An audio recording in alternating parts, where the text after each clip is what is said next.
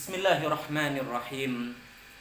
Alhamdulillah hamdan katsiran tayyiban mubarakan fih kama yuhibbu rabbuna wa yarda. Ashhadu an la ilaha illallah wahdahu la syarika lah wa ashhadu anna Muhammadan abduhu wa rasuluhu la nabiyya wa la rasula ba'dah.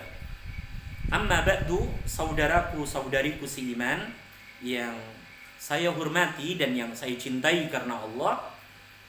Di bagian yang kedua dari pembahasan atau pembelajaran kita kali ini, kita akan melanjutkan tentang pembagian kalimatun ataupun kata yang kedua dan yang ketiga. Alhamdulillah alladzi bi ni'matihi tatimmus shalihat.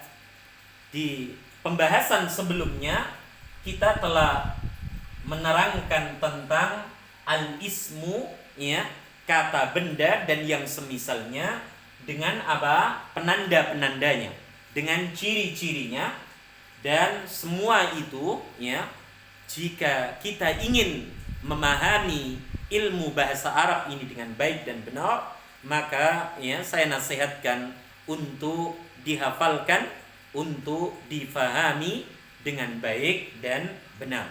Semoga Allah memberikan kemudahan atas niat baik kita dan mengganjar kelak dengan surganya. Amin. Allahumma amin. Dijelaskan oleh penyusun tentang pembagian kalimat atau kata yang kedua, yaitu fi'lun. Apa itu fi'lun? Yaitu kata kerja.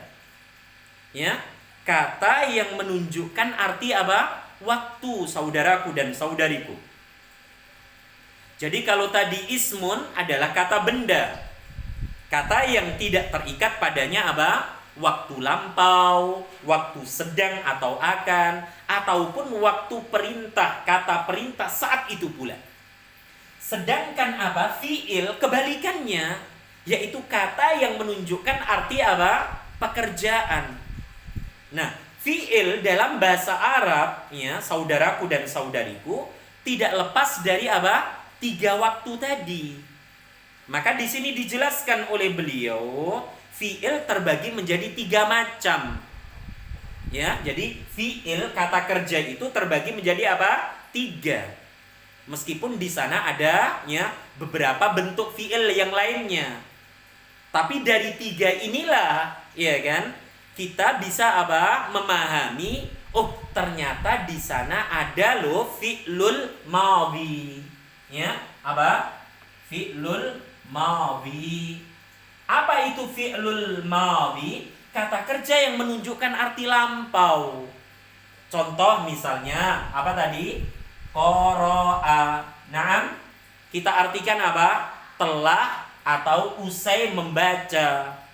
Kemudian misalnya? Naam, kataba.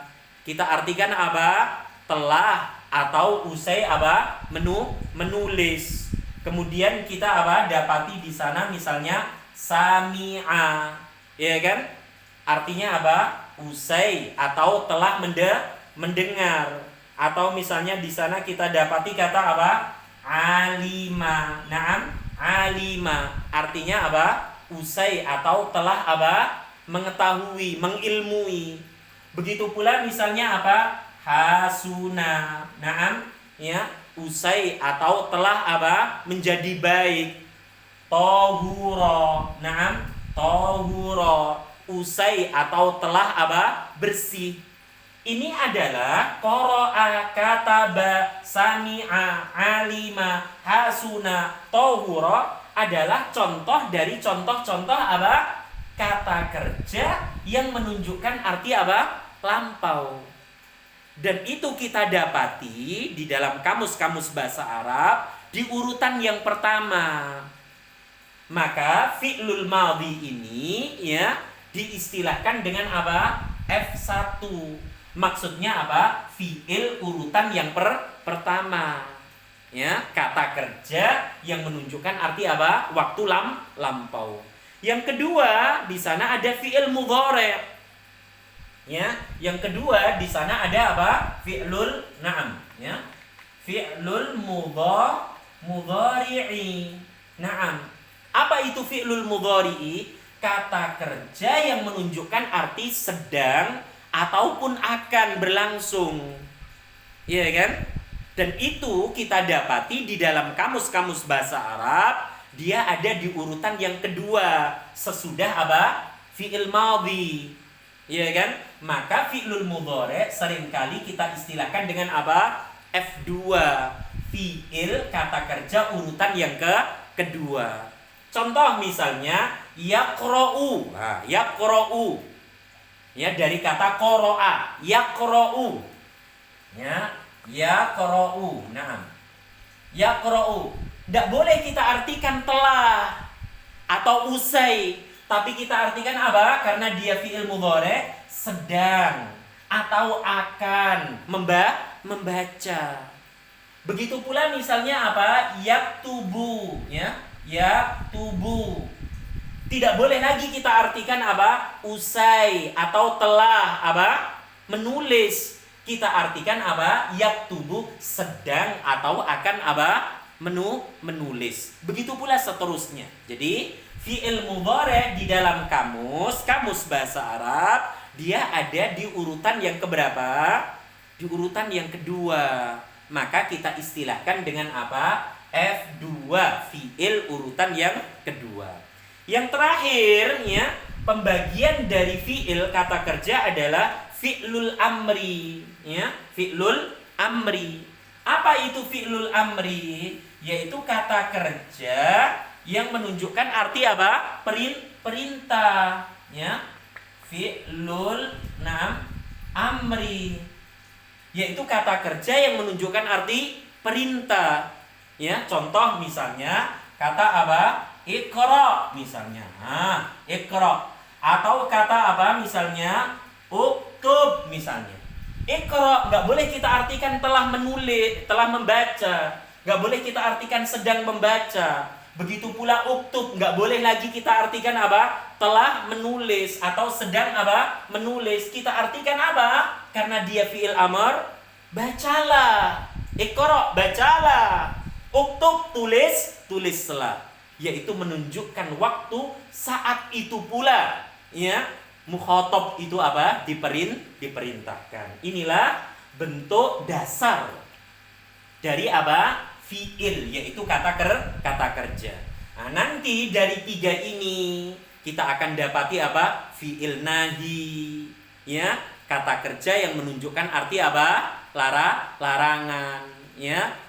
Kemudian apa? Kita dapati pula di sana apa? Kata yang lainnya. Insya Allah nanti akan kita pelajari di dalam pembelajaran, ya, bagian yang ketiga. Kalau kita sudah masuk ke pembahasan tasrif, ya, terutama tasrif apa? Istilahi. Proses pembentukan kata yang berbentuk apa? Horizontal. Insya Allah di sana akan dibahas. Nah, itu dan perlu diketahui fi'lul amri ini karena dia ada di urutan yang ketiga, maka dia disebut dengan apa? F3. Memang di dalam kamus, di dalam apa? Kamus-kamus bahasa Arab, fi'lul amri ini tidak disebutkan. Hanya disebutkan apa? Fi'il madhi dan fi'il mudhari'. Kemudian apa? Kata jadian apa? Berupa isim. Fi'il amr tidak disebutkan di dalam kamus-kamus bahasa Arab, saudaraku, saudariku, karena terbentuknya itu dari apa? Proses apa? Fi'il mudhari'. Ya, insya Allah nanti pada waktunya akan kita bahas. Nah, fi'il amr, kata kerja perintah, diistilahkan, ditandai dengan apa? F3. Jadi ada F1 fi'il madhi, ada F2 fi'il mudhari', ada F3 fi'il amr. Ketiga-tiganya, saudaraku, saudariku, tidak lepas dari yang namanya apa? Waktu. Ya, itulah apa? Fi'il. Nah, di situ diberikan contoh, i'lam, ketahuilah, unsur, tolonglah, isma, dengarkanlah, uktub, tulislah, ijlis, duduklah. Ya. 5 kata yang disebutkan itu keseluruhan adalah kata kerja yang menunjukkan arti apa? Perintah. Kemudian yang terakhir, pembagian kata dalam bahasa Arab. Apa itu? Harfun, huruf. Nah, huruf ya dijelaskan oleh penyusun yaitu kata yang kurang berfungsi ya, kecuali apabila bersambung dengan apa? Kata yang lain. Kata yang lain itu bisa bersambung dengan isim, bisa pula bersambung dengan apa? Fiil, atau bersambung dengan huruf itu sendiri. Ya kan? Karena tadi telah saya sampaikan bahwa huruf itu ada 2 apa? Istilah besar. Apa istilahnya tadi? Huruf mabani atau huruf hijaiyah, dan yang terakhir huruf apa? Ma'aniyah. Nah, huruf hijaiyah ya, ketika kita membentuk kata berarti kita harus merangkai ya antara huruf dengan huruf yang lainnya. Contoh, qalamun. Ada huruf qaf, ada huruf lam, ada huruf mim, kita rangkai menjadi apa? Qalamun. Artinya apa? Sebuah pena. Maka dijelaskan oleh penyusun, huruf adalah kata yang tidak berfungsi kecuali apabila dia telah apa? Bersambung dengan kata yang lainnya. Kata yang lainnya itu bisa dengan isim, bisa dengan fiil, bisa dengan huruf itu sendiri. Maknanya adalah huruf hijaiyah. Harus dirangkai itu. Jadi kalau misalnya apa? Ba saja ya tidak punya fungsi apa-apa. Tapi kalau sudah ba, alif sama ba, maka menjadi kata babun. Nah, sebuah pintu. Kalau huruf kaf saja nggak ada fungsinya apa-apa. Tapi kalau sudah apa? Kaf dirangkai dengan ta, dirangkai dengan alif, dirangkai dengan ba, menjadi apa? Kitabun. Sebuah kitab. Begitu pula seterusnya. Itulah ya pembahasan ya tentang ya pembagian kata dalam bahasa Arab, dan di sini dijelaskan tentang bentuk-bentuk huruf ya, seperti hal ya, apakah ya, seperti wa, dan atau demi, seperti thumma, kemudian inna, sesungguhnya, au atau qad, sungguh, saufa ya, semoga ya kan, atau sekiranya ya. Ini semua yang disebutkan oleh penyusun adalah huruf-huruf yang kedua. Ya, bukan huruf mabaniyah, tapi apa? Seluruhnya itu adalah bentuk dari salah satu bentuk-bentuk apa? Huruf ma'aniyah, huruf yang punya arti dan sekaligus punya fungsi. Semoga ya penjelasan ini saudaraku saudariku bisa ya kita mengerti dengan baik dan benar ya kan, sehingga ketika kita mendapati kalimat-kalimat kata dalam bahasa Arab ya, kita dengan mudah untuk menentukan mana isim, mana fiil, dan mana apa? Huruf ya kan.